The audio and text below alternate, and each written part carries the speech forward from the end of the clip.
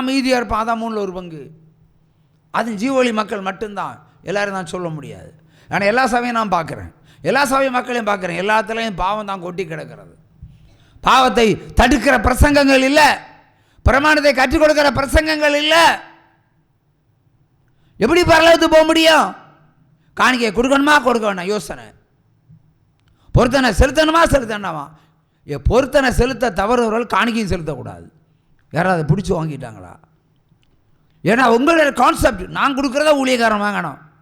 ஏன்னா ஊழியக்காரன் பிச்சைக்காரனா இல்லை கடவுள் பிச்சைக்காரரா? அவர் சங்கீதம் 96:8 சொல்லிக்கிறார், என் மகிமைக்குரிய பிரகாரங்களில் எனக்குள்ள பிரவேசின்னு. மகிமைக்குரிய பிரகாரங்களில் காணிக்கையோட பிரவேசி. இந்த வசனத்துக்கு என்ன பதில் சொல்றீங்க? அவருடைய மகிமை சாதாரணப்பட்ட விஷயமா? எவ்வளோ பெரிய மகிமை! யாருக்கு முடியும்?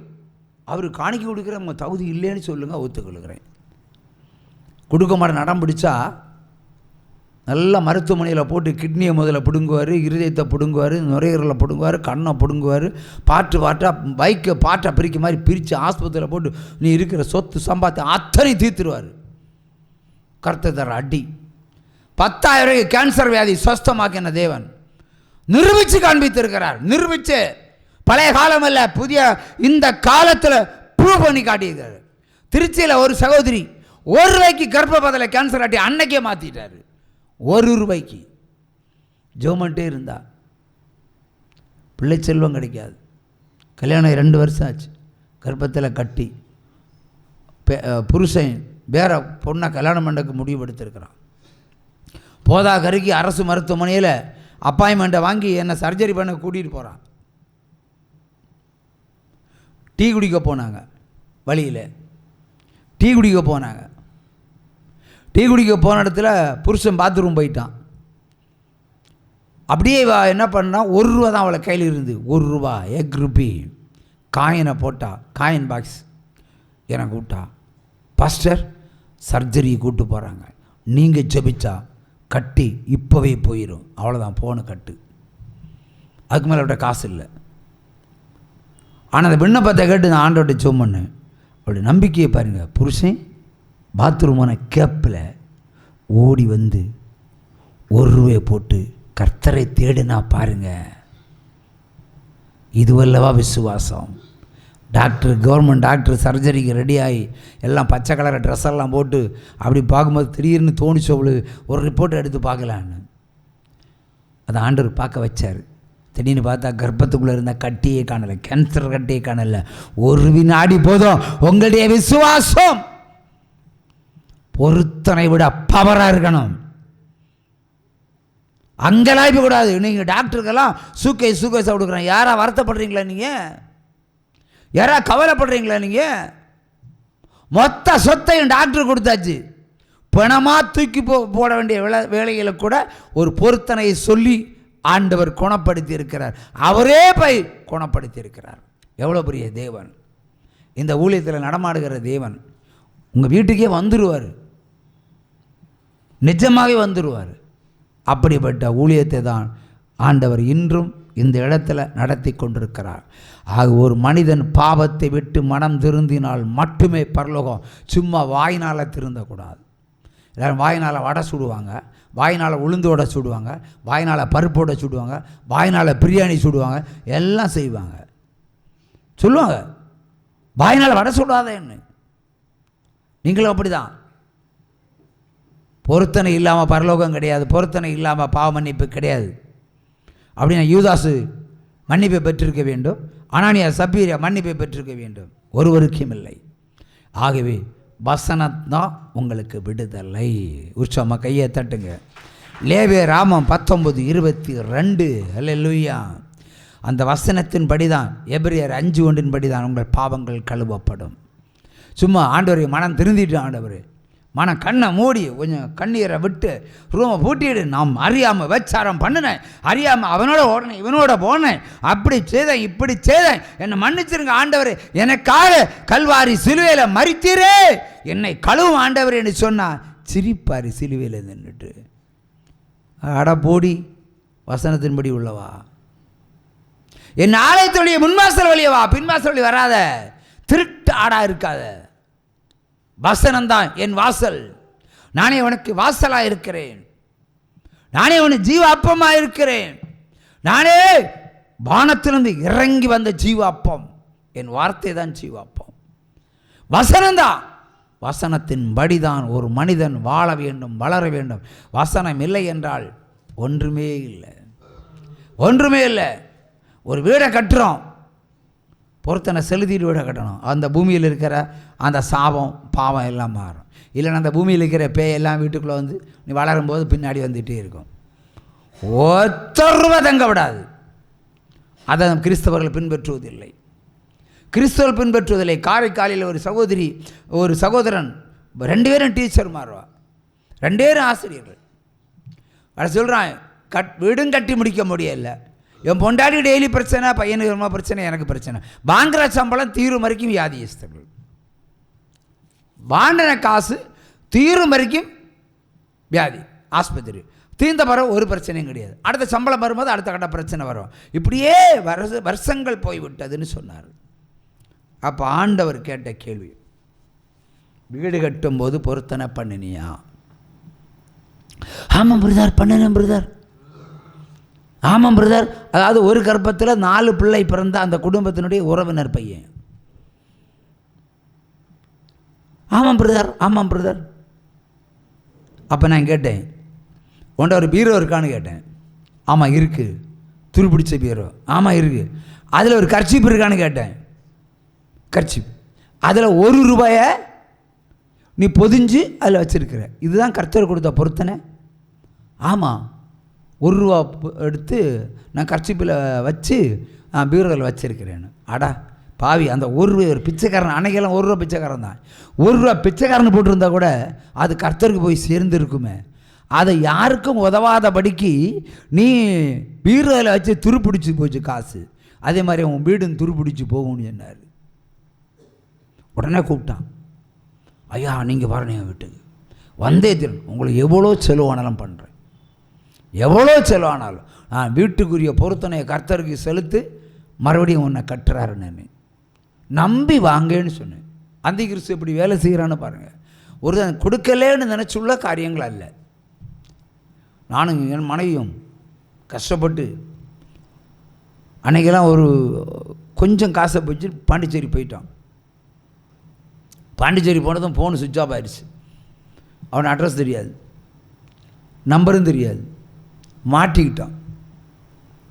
வந்துட்டு திரும்ப போகணுமா என்ன ஆண்டவரே என்ன கேட்டு சார்ஜ் போர்டுக்கு ஒரு பெரிய ஹோட்டலில் போய் குத்துனா அவன் பிடிக்க எறிஞ்சிட்டான். எங்கெல்லாம் குத்த முடியாது. நிறைய கடையில் கேட்டான், கொஞ்சம் இந்த நம்பர் எடுக்கிறது எவனும் அனுமதிக்கலை.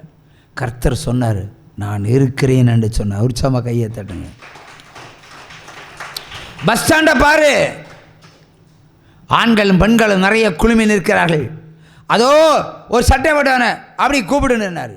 நான் அப்படியே கூப்பிட்டேன், எவனு எனக்கு தெரியாது. கூட்டம் வந்தேன், வந்து ஸ்தோத்திரம் பாஸ்டர்ன்னு. உற்சாகமாக கையை தட்டுங்க. காண்கின்ற தெய்வம், பார்க்கின்ற தெய்வம். ரொம்ப தந்திரசாலி. ஜோம் பண்ணி மந்திரவாதெல்லாம் கட்டுவெல்லாம் உடச்சி அவன் பிரச்சனையெல்லாம் தீர்த்து அந்த வீடை பார்த்தாங்கன்னா இதுக்கு இந்த கூரை மேலே செடி வளருது, இதுக்கு கீழே செடியே படர்ந்து கிடக்கு. பாண்டிச்சேரி கடற்கரை உதிர்ந்து போய் கிடக்கு, கம்பியெல்லாம் துருப்பிடிச்சிருக்கு. இது மாதிரி பெரிய பங்களா கிடையாது, ஒரு 3 அறை கூட இல்லை, சின்ன ஒரு வீடு. அதோடு அவனால் கட்டி 2 அரசு சம்பளம் கட்டி முடிக்கலை. என்றால் சாபம் இதற்கு பேர். அவன் தந்திரமாக பொருத்தனதெல்லாம் தந்து அனுப்பலான்னு சொல்லி அனுப்பிட்டு கரெக்டாக பஸ் ஸ்டாண்டு கூட்டி டீ சாப்பிடுன்னு சொன்னான். இவனை ராஜதந்திரம் நமக்கு தெரியாது, அப்பான்ற வெளிப்படுத்தலை. டீயை சாப்பிட்டான். டீயை சாப்பிட்டான், பிரதர் டிக்கெட் புக் பண்ணியிருக்கேன், இந்த பஸ்ஸில் போயிருங்க, 5 நிமிஷத்தில் பஸ்ஸு கிளம்பிடுவோன்னுட்டான். வருங்கையாக அனுப்பிவிட்டான். சூப்பர்ல. இதான் அந்தி கிறிஸ்து. Use and utilise and throw the proper channel. அதான் பண்ணுவாங்க. அந்தி கிறிஸ்து வஞ்சிக்கும். அன்னைக்கு செஞ்ச ஊழியம் இன்னைக்கு வர ஏரியாவில் இல்லை. காணிக்கைக்காக பிரசங்கம் இல்லை, காணிக்கை கர்த்தருக்கு போனால் உங்களை உருவாக்கிடுவார் என்பது தான் பிரசங்கம். நீங்கள் வாழ்வீங்க என்பதுதான் பிரசங்கம். நீங்கள் வளருவீங்க என்பதுதான் பிரசங்கம். நீங்கள் உயர்த்தப்படுவீர்கள் என்பதுதான் பிரசங்கம். நீங்கள் ஆசீர்வதிக்கப்படுவீர்கள் என்பதுதான் பிரசங்கம். நீ காற்றையும் காண மாட்டாய், மழையும் காண மாட்டாய், ஆனாலும் நீ உன் ஆடு மாடுகள் குடிக்கத்தக்கதாய் தண்ணீர் இந்த பள்ளத்தாக்கில் நிரப்பப்படும், வீரக்கள் நிரம்பி வழியும். இந்த தெய்வம் நம்ம தெய்வம், மரண பரியம் நடத்திடுவார். இந்த தெய்வம் நம்ம தெய்வம், நல்ல தெய்வம்.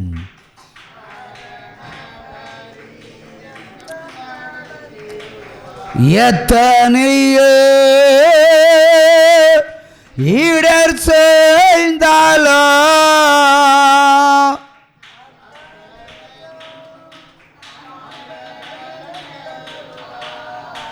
அந்தி சந்தி மதியான வேளையிலும் நான்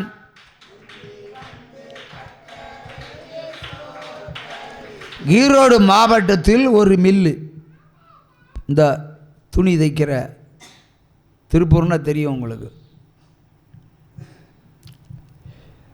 67 லட்சம் ரூபா கடன். வட்டிக்காரன் பேங்குக்காரனும் போட்டுனா, லோக்கல் வட்டிக்காரனும் போட்டுனா, 2 பூட்டு. தொழில் செய்ய முடியல.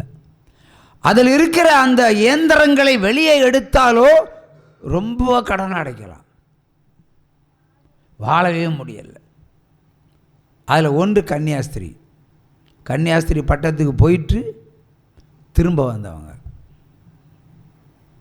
கடன் பட்டு கண்ணீர் விட்டு அழுதாலும் கடன் கரையாது. கடன் எப்படி கரையும்? நீ கடன் வாங்கும்போது தசமம் வாங்க கொடுத்துருந்தா கடன் கரைஞ்சி போயிடும். நம்ம எல்லாம் லட்ச லட்சமாக கடன் வாங்குவோம், புரோக்கருக்கு கொடுப்போம் கமிஷன், கடவுளுக்கு கொடுப்போமா, சுவிசேஷ பண்ணி கொடுப்போமா? ஆனால் ஜெபம் பண்ணுற ஊழியக்காரன் 500 ரூபா கொடுப்பான், போய் தொலை, அவ்வளோதான். சத்தியத்தை நீங்கள் உணரணும். அங்கே ஆண்டவர் சொன்னார், எவ்வளோ லட்சம் கடை இருக்குது? 67 லட்சம். அப்படி தசமத்தை கர்த்தர் கொடு. ஐயா ஒன்றுமே இல்லையா, அது உன் பிரச்சனை, என் பிரச்சனையே இல்லை. நான் வசனத்தை சொல்ல வேண்டிய வேலை தான் எனக்கு வேலை. நீ வாங்கும்போது கடவுள் கொடுத்தியா? கொடுக்கல. இப்போ கடன் அடைக்க மாட்டியா? கடவுள்கிட்ட கேட்குற நீ அட, நீயே வாங்கின, நீயே சாப்பிட்ட, நீயே தின்ன, நீயே மோண்ட, நீயே எல்லாம் செஞ்ச. ஆவி நீ என்ன பண்ணு? நீ அடைச்சிக்கோ. ஏன் இங்கிட்ட வர? தமிழ்நாட்டில் இருக்கிற எந்த கடன்காரங்களையும் கர்த்தர் அடைத்ததில்லை. பொருத்தனை செலுத்தாதவருடைய கடன்கள் அடைக்கப்பட்டதும் இல்லை. இன்னைக்கும் கடனாளி தான், கடனாளி தான் சாவ, கடனாளி தான் பட்டான். உனக்கு பெட்டியும் அப்படி தான், கடனாளி தான். நீ செத்து போனால் பெட்டி கூட கடன் வாங்கி தான் போடுவணும். உனக்கு கொடுக்குற போர்த்துக்கிற துணி வரையும் கடனில் தான். எவன் ஆசீர்வாதத்தில் புதைக்கிறான்? யோசிச்சு பாருங்கய்யா. உன் வீட்டில் 10,000 ரூபா வீட்டில் இருக்குமா ஒரு நாளைக்கு? எவரிடே ஒரு 10,000 வீட்டில் தங்குமா? இல்லை. திடீர்னு செத்தா என்ன பண்ணுவ நீ? உன் பொட்டியை பொண்டாடி என்ன செய்யணும்? கடமாக்கி தான் வாங்கணும். முடியாட்டுறது கடன், சிறைக்கிறது கடன். கேவலமாக இல்லை கிறிஸ்தவர்களுக்கு இதெல்லாம். பிளேடு அங்கே காசு இல்லைன்னா தாடி வளர்த்திட்டு போயிட்டே. கடன் கடன் கடன் ஏன் வந்து என்று யோசிக்கணும். சாபம், பிரமாணம் இல்லை. சொன்னேன் அவள்கிட்ட, நீ என்ன பண்ணி எனக்கு தெரியாது. ஆனால் தசமபாத்த கர்த்தருக்கு சுவிசேஷம் அறிவித்தால் 31 நாள் உனக்கு சொல்கிறேன், அதுக்குள்ளே செலுத்தினா 41 நாள், 10 நாள் தான் உனக்கு விடுதலை. நீ எங்கேருந்து பணம் வரன்னு அதெல்லாம் எனக்கு தெரியாது. அதெல்லாம் ஓமேட்டராச்சு, ஆண்டவராச்சு. நீ கீழ்ப்படி, நீ திருந்து. கடன் வாங்குறதே சாபம்.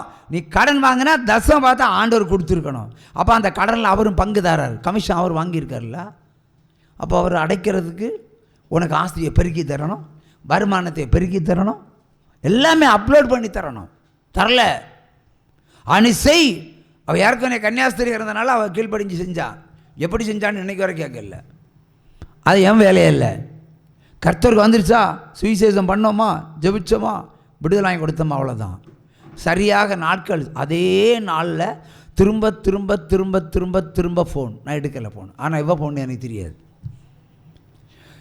புதுசாக ஒரு நம்பர் வருதுன்னு வைங்களேன் என்கிட்ட, திரும்ப திரும்ப அடித்தா அந்த ஃபோனை எடுக்கவே மாட்டேன். மிஸ்கால் அடிங்க, நான் உடனே எடுப்பேன். ஏன்னா என்கிட்ட 6 சிம் இருக்குது.